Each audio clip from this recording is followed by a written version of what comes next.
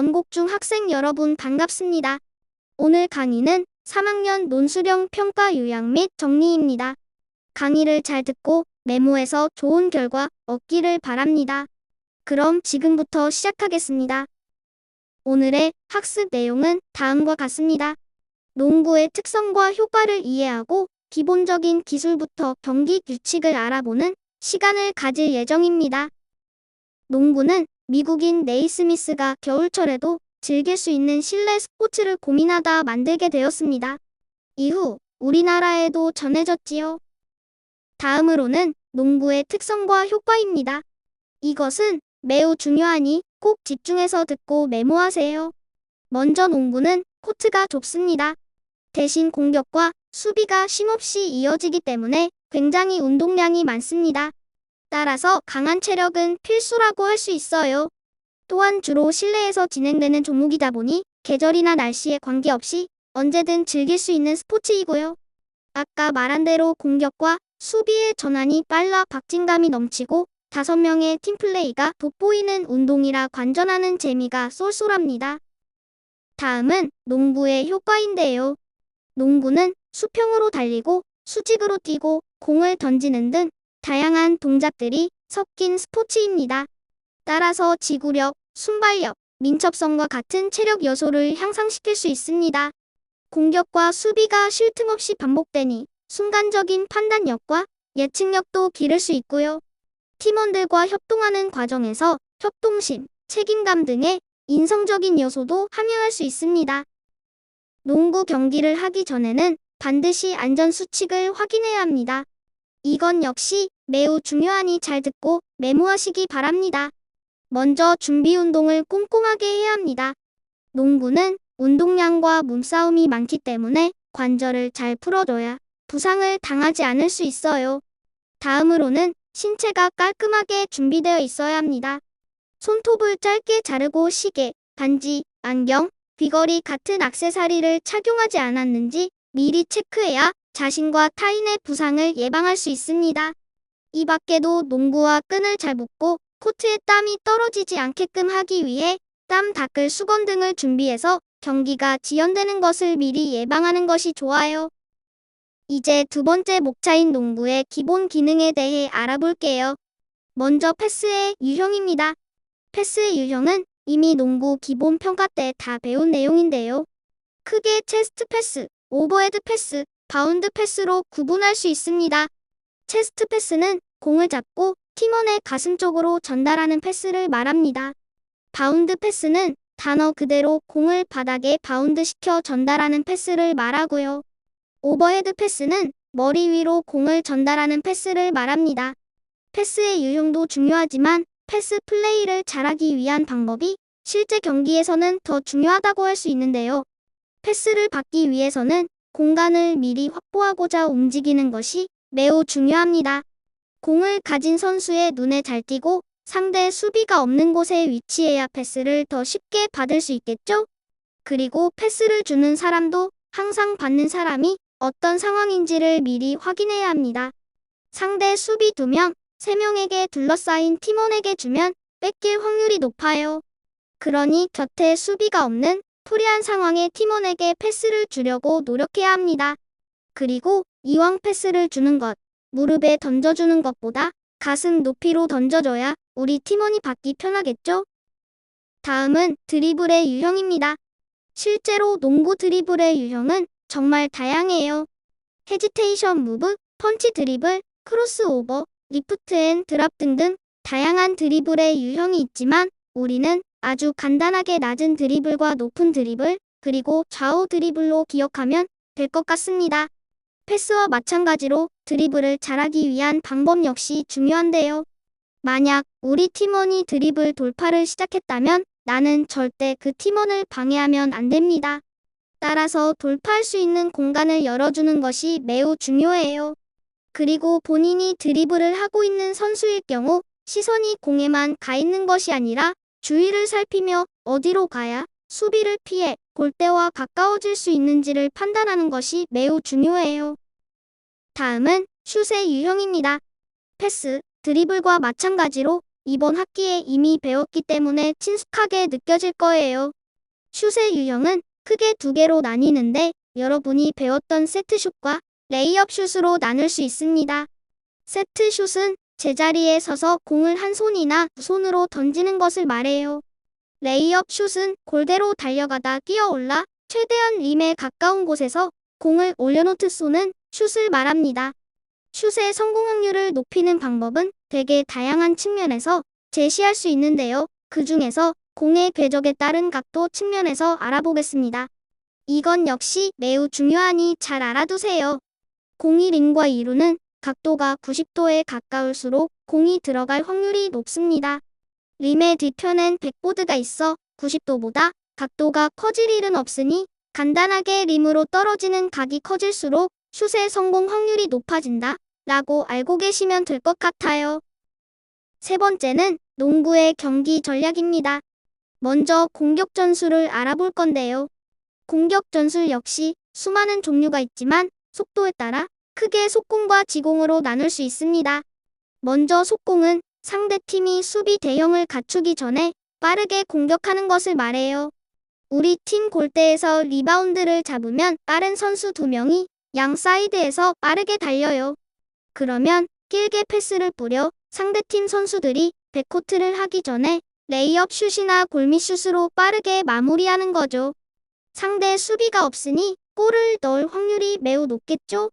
다음은 시간이 조금 흘러 상대팀 선수들이 수비 대형을 갖춘 상태에서 시도하는 지공이에요.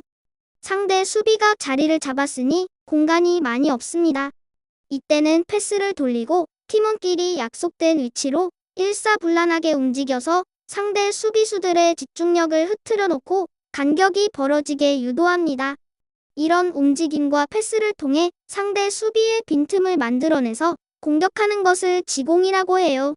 영어로는 세트 오펜스라고도 한답니다.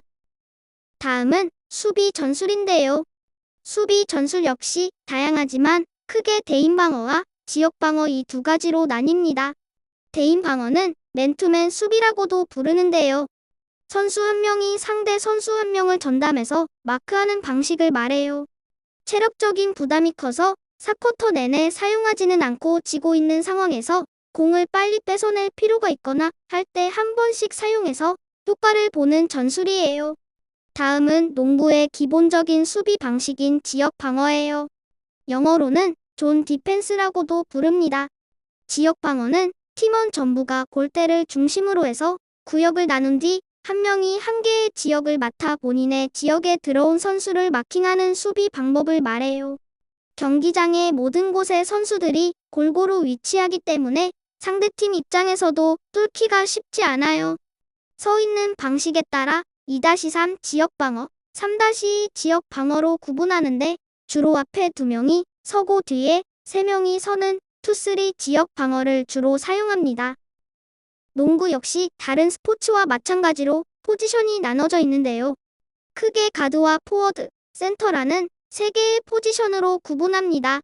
물론 더 세부적으로 들어가면 가드는 포인트 가드와 슈팅 가드, 포워드는 스몰 포워드와 파워 포워드로 나뉘어요.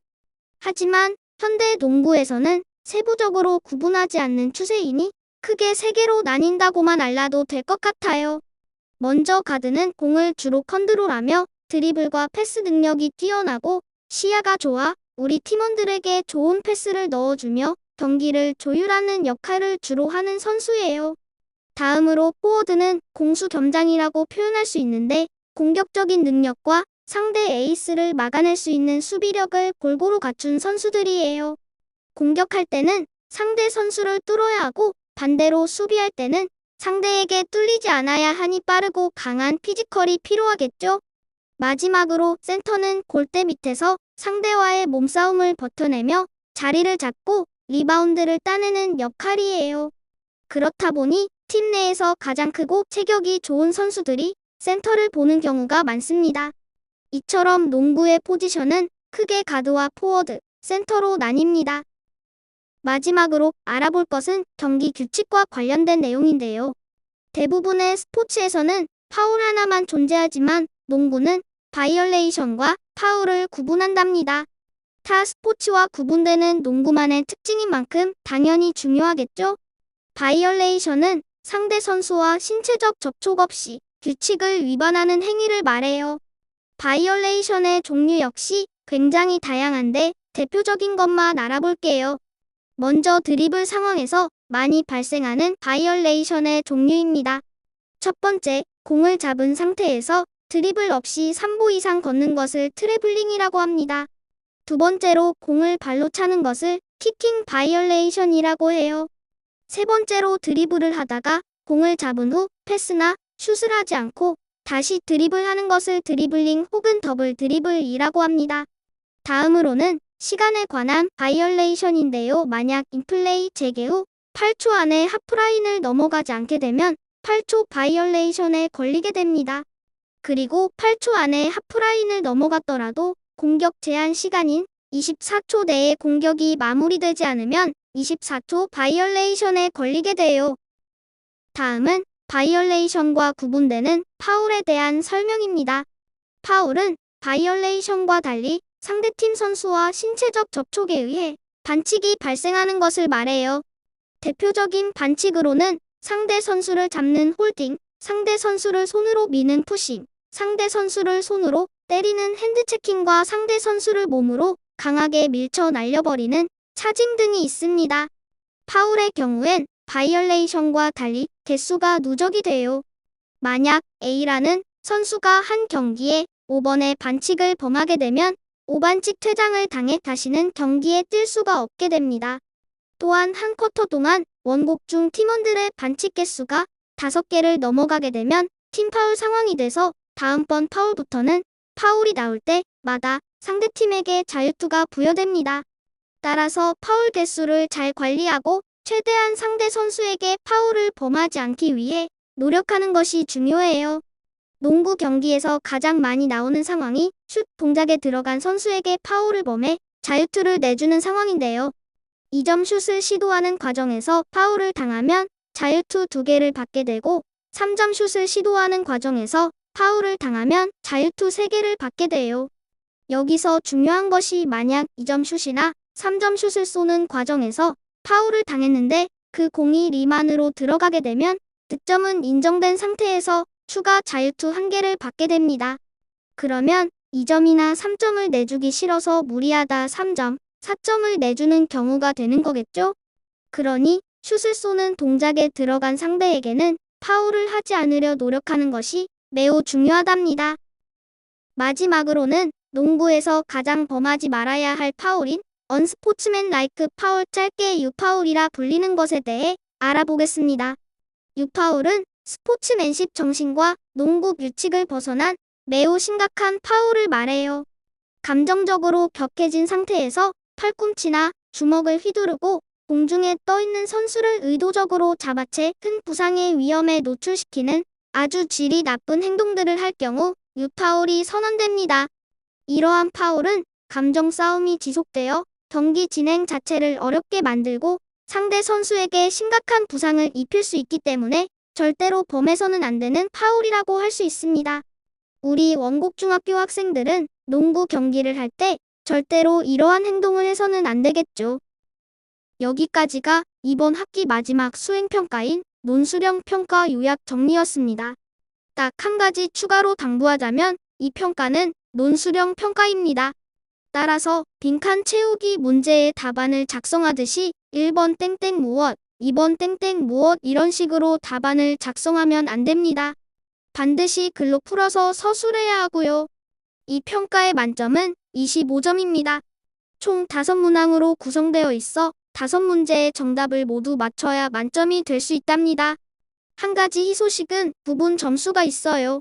만약 절반 정도에 해당하는 정답을 작성했을 경우 세모를 받게 되는데 세모가 2개가 되면 한 문제를 맞춘 것과 동일해진답니다. 그러니 만약 2가지를 서술해야 하는데 1개만 알고 있더라도 최대한 정확히 작성하려고 노력해보세요. 긴 영상 시청해주셔서 감사합니다. 다음에 다시 만나요.